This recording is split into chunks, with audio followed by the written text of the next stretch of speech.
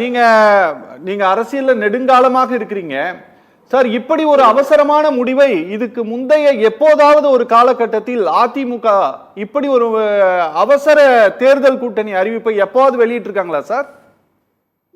இது அதிமுக வெளியிட்ட முடிவு இல்ல. ஓகே, இது அமித்ஷா கொடுத்த முடிவு. ஓ புரியுது. இது அமலாக்கத்துறையின் மூலமாக நடத்தப்படுகின்ற ஒரு வேலைகள், மிரட்டல் உருட்டல். அதனுடைய விலையில அமித்ஷா தான் இப்ப பிஜேபி தான் அதை அறிவிச்சிருக்கு. கை கட்டிக்கிட்டு பக்கத்துல எடப்பாடி நிக்கிறார். இதுல நாம என்னத்தை சொல்லி புரிஞ்சுக்கணும்னா, நான் ஏற்கனவே சொன்னதுதான்,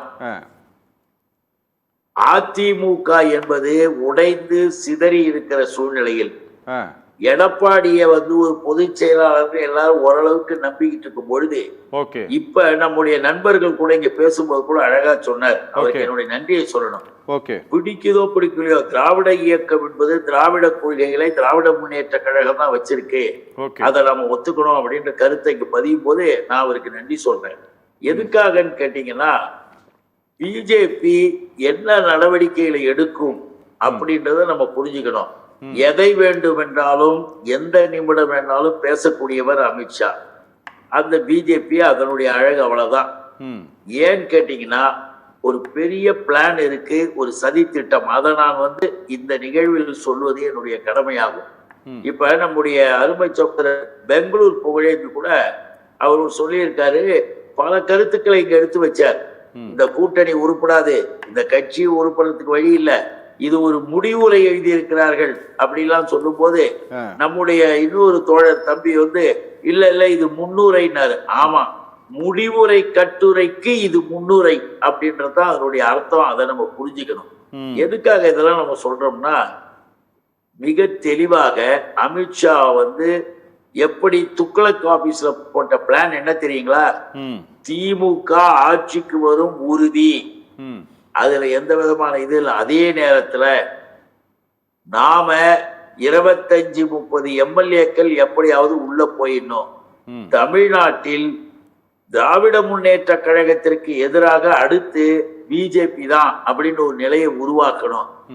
இந்த இவரை கொண்டு எடப்பாடிய முதலமைச்சர், அவர் தான் தலைவர், அறிவிப்பு அதெல்லாம் சும்மா தேவையில்லாம சும்மா அறிவிக்கிறோம் ஒரு பெருமைக்காக. அதே நேரத்தில் அதிமுகவில் இருக்கிற இன்னும் கூட கேட்டீங்கன்னா செய்திகள் வந்துகிட்டே இருக்கு, சிறுபான்மை நல பிரிவை சேர்ந்த பல்வேறு நிர்வாகிகள் விலகிட்டாங்க, முன்னாள் எம்எல்ஏக்கள் சில பேர் பேட்டி கொடுக்கறாங்க, இன்னும் சில நிலையில் திருப்பூர் போன்ற பகுதிகளில் சில பேர் அழுதுகிட்டே பேட்டி கொடுக்கறாங்க.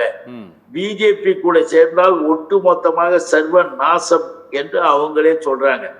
ஆக தோல்வி என்பது உறுதி அதிமுக கூட்டணி. பிஜேபியினுடைய பிளான் என்னன்னா, அதிமுகவை அழிச்சு ஒழிச்சுட்டு அந்த இடத்துக்கு நம்ம வந்துடணும் அப்படின்றதுதான் இப்ப பிளான். அதனால்தான் ஒரு வருஷத்துக்கு முந்தைய பிளான் போட்டு சிலதெல்லாம் செய்யறாங்க.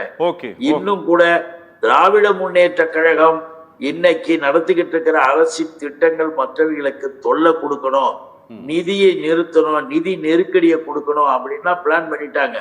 இவர்கள் எதை பிளான் பண்ணாலும் தமிழ்நாட்டு மக்களை ஏமாற்ற முடியாது.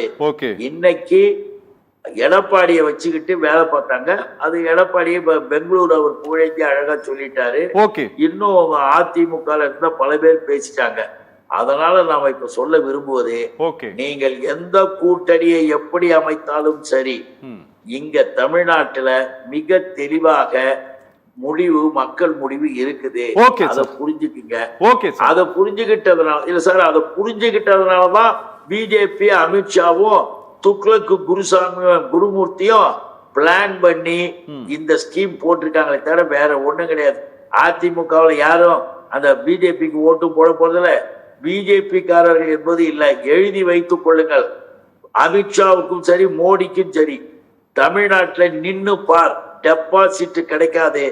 அந்த அளவிற்கு விரோதம். இன்னும் ஒன்னே ஒரு பாயிண்ட் என்னன்னா, முக்கியமான பாயிண்ட், நீங்கள் இந்த தொகுதி மறுவரையறையில் இருந்து, மும்மொழி திட்டத்தில் இருந்து, பல்வேறு நிலைகளில சட்டப்பேரவையில நாங்கள் தீர்மானம் நிறைவேற்றும் பொழுது என் கூட இருந்து எழுந்து நின்ன அதிமுக இப்ப இந்த கூட்டணியை போட்டு பேச்சுவார்த்தை மூலமா வெளியிடுமா? நிபந்தனைகள் போடுவியா? Okay sir. கூட்டணிக்கு அறிக்கை போடுவியா? ஓகே, உன்னால ஓகே. முடிந்தால் செய், ஓகே. முடியாவிட்டால் நீ முழுவதுமாக அதிமுகவை கலைச்சிட்டு பிஜேபியிலே போய் சேர்ந்துக்க. ஓகே. இதைத்தான் தமிழ்நாட்டு மக்கள் தெளிவாக சொல்வார். Okay sir. அவ்வளவுதான் நம்ம சொல்ல முடியும். Okay, okay sir.